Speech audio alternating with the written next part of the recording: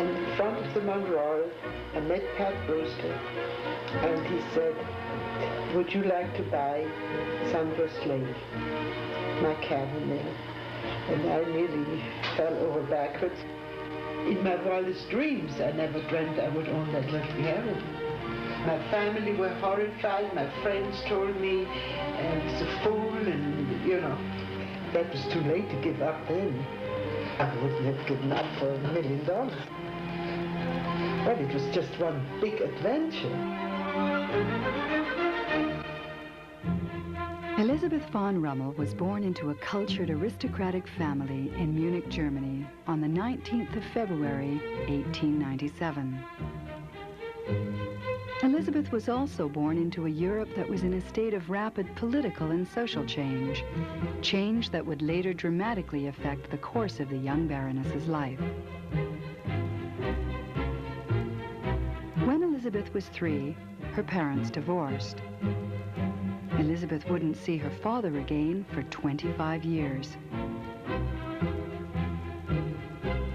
After her mother remarried, the family traveled widely in Europe, giving Elizabeth and her sisters the opportunity to become fluent in 4 languages and to witness a continental culture that would soon disappear forever.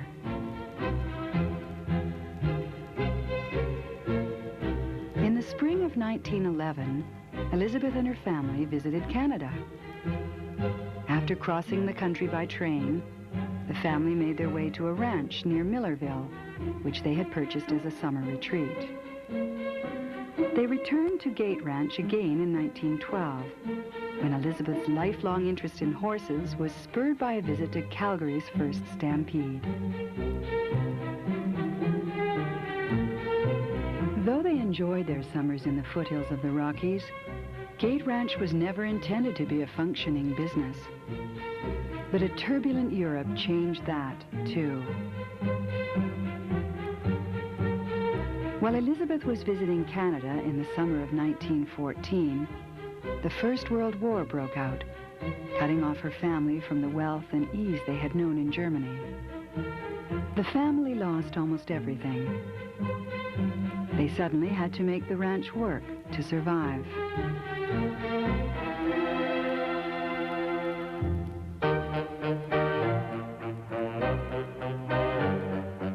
Much to their surprise, the difficult but rewarding ranch life appealed to Elizabeth and her sisters.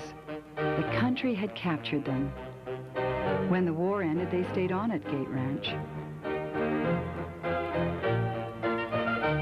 As the years passed pleasantly by, Elizabeth's younger sisters married into local ranching families. In 1938, Elizabeth decided to strike out on her own. She moved to Banff and took a job at Mount Assiniboine Lodge as a chambermaid, hostess, and guide. She loved the work and the people, and soon she loved the place. It became her dream to have a lodge of her own. To gain further experience, she worked at Lake Louise, and then for several years managed famous Skokie Lodge. Her reputation grew. She was generous with her considerable charm, and if people loved mountains, they inevitably loved her.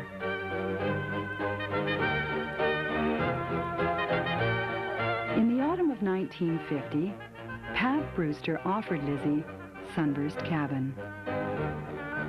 Though she was nearly 54, Lizzie's dream had at last come true. Lizzie Rummel operated her tented camp on the shores of Sunburst Lake for 19 summers. She became a legend. Hospitable to all, she befriended famous climbers, outfitters, and guides. The best and the brightest in every endeavor seemed to gravitate to her, finding their way to her timber-lined lodge, sometimes without knowing why they wanted to go there. She used the joy of her full and cultured life to enrich the lives of everyone she met. In the end, it was a crippling arthritis that forced her to abandon the cabin on the lake she so loved. But even then, her habit of reverence for people and for place was such that she could never complain.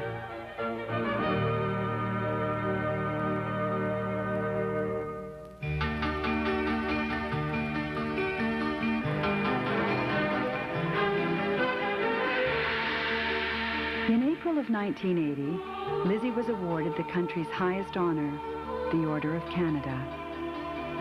The citation read, Lizzie Rummel, mountaineer par excellence, protector of the environment, authority on local flora and fauna, and friend to countless hikers in the mountains near Banff.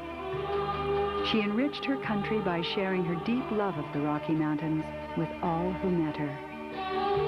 Elizabeth Lake near Sunburst Cabin has been named for her. Rummel Lake and Rummel Creek in Kananaskis are named for her too.